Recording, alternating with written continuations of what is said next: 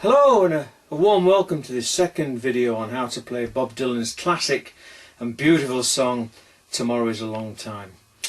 In the first video all I did really was to aim it at beginner guitarists and look at a suitable strumming pattern for that song.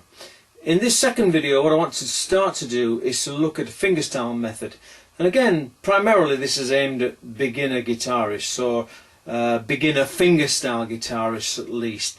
So apologies really to those amongst you who can already play fingerstyle guitar, but you can feel free to move straight on to the third video or even the fourth. But this one is aimed really at beginner fingerstyle guitarists. Okay, let's get started. Cheers.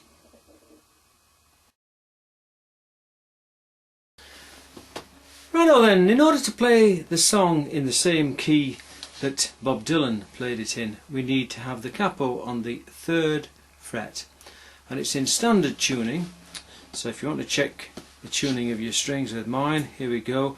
The first string, the E string, by virtue of it being capoed at the 3rd fret, is a G note.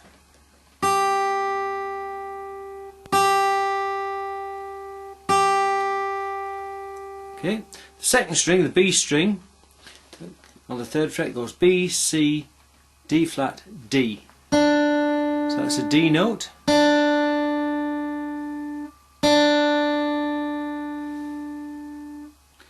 The 3rd string, the G string, coming up from the bottom, G, G sharp, A sharp.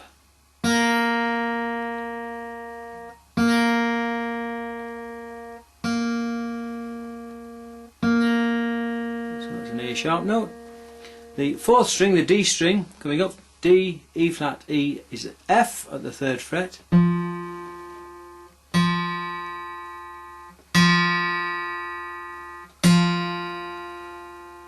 The 5th string, the A string, coming up from the bottom, A, B flat, B, C. So this is a C note.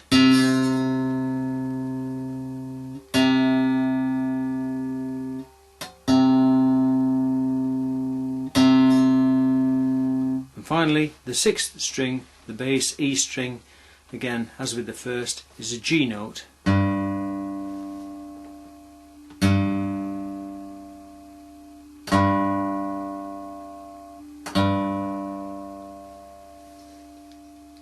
Alrighto. Okay, there are basically 3 chords with an added 4th in this song. First chord G, standard G chord,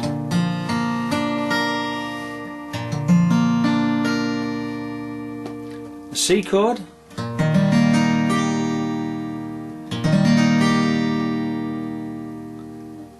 D chord,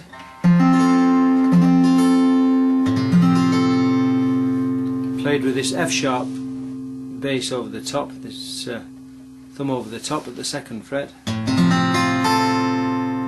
And then finally the D7 chord,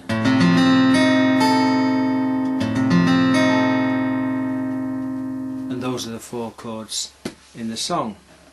However, the way Dylan plays this is unconventional in that he goes from a basic G chord up to what I would call a partial C chord by just moving the 2nd finger from the 5th string in the 2nd fret up to the 4th string in the 2nd fret, and then placing his 1st finger on the 2nd string in the 1st fret.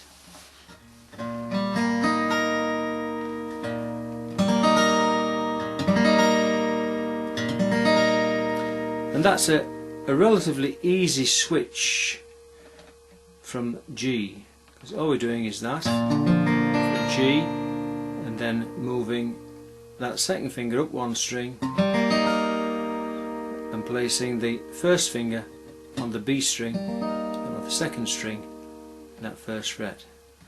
So this is what he's doing effectively.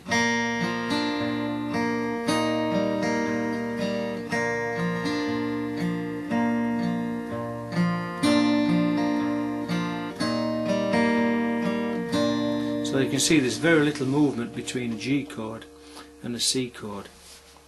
And similarly what he does is he moves then to a D7 chord by shifting the second finger onto the third string in the second fret and the first finger left in place on that second string in the first fret.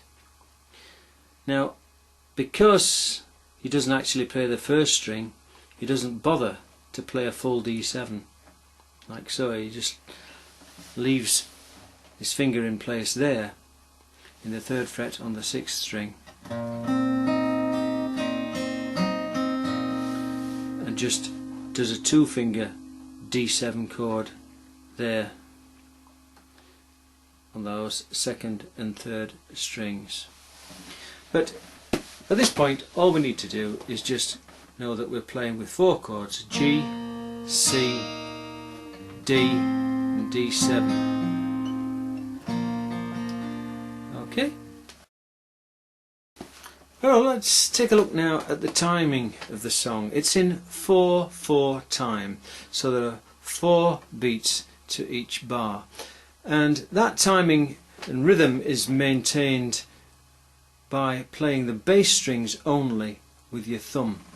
So what I'm doing here is just resting the heel of my hand, this part here, on the first and maybe the second bridge pins here, just gently resting the heel of my hand on those 2 pins, and that gives me a reference point to play the 6th strings with my thumb and fingers. And all I'm going to do for now is just use my thumb and alternate between the 6th and 4th strings, counting in 4/4 time.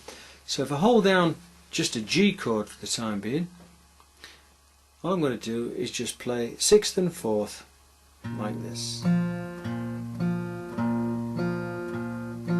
and count in 4/4 time. 1, 2, 3, 4, 1, 2, 3, 4, 1, 2, 3, 4. 1, 2, 3, 4, 1, 2, 3, 4, 1, 2, 3, 4. And in fact, throughout the song, Dylan's only actually playing the 6th and 4th bass strings. He doesn't play the 5th at all. So on all 4 chords, he's plucking away at the 6th and 4th strings. So this is what it sounds like on a G chord, and this is what it sounds like on a C chord.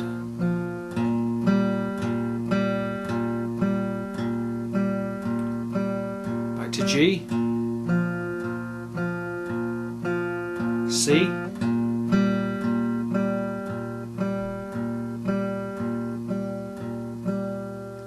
okay, so let me show you what I'm doing it here with the chord, just switching from a G to a C.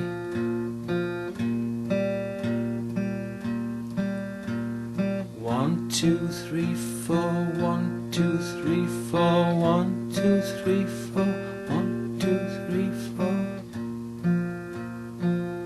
And similarly on a D chord or a D7 chord, so I'll hold down a D7 chord without bothering with that third finger on the first string, just playing the second and third strings in the first and second frets, my first and second fingers, and pulling my thumb over the top on the 6th string at the 2nd fret, and again playing those bass notes, the 6th and 4th strings, counting in 4 time.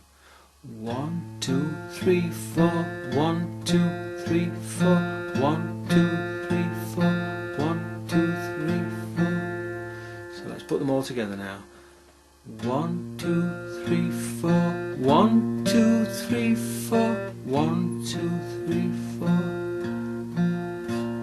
G, 2, 3, 4, C, 2, 3, 4, G, 2, 3, 4, G, 2, 3, 4.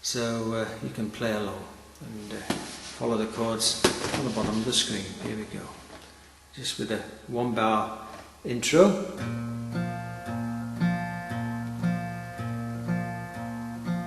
Did I say 1 bar? I'm trying to think of the words, hang on. I can't see my reflection in the water, I can't speak the sounds to show no pain, I can't hear the echo of my footsteps,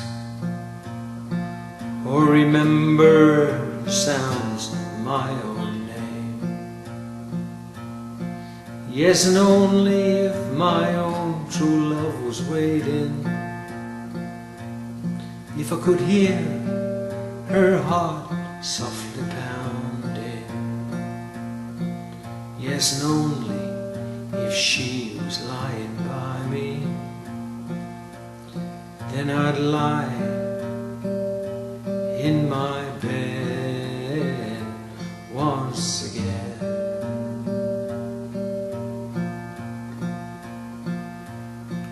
There's beauty in the silver singing river, there's beauty in the rainbow in the sky,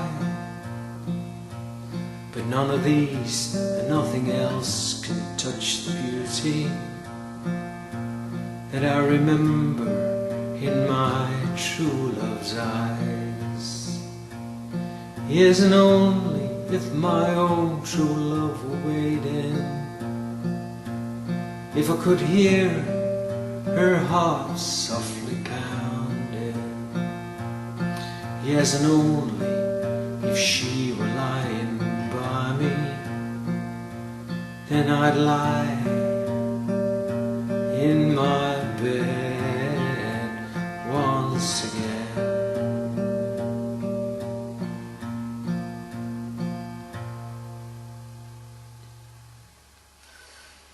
Okay, once again, hope this has been of good practical use to you.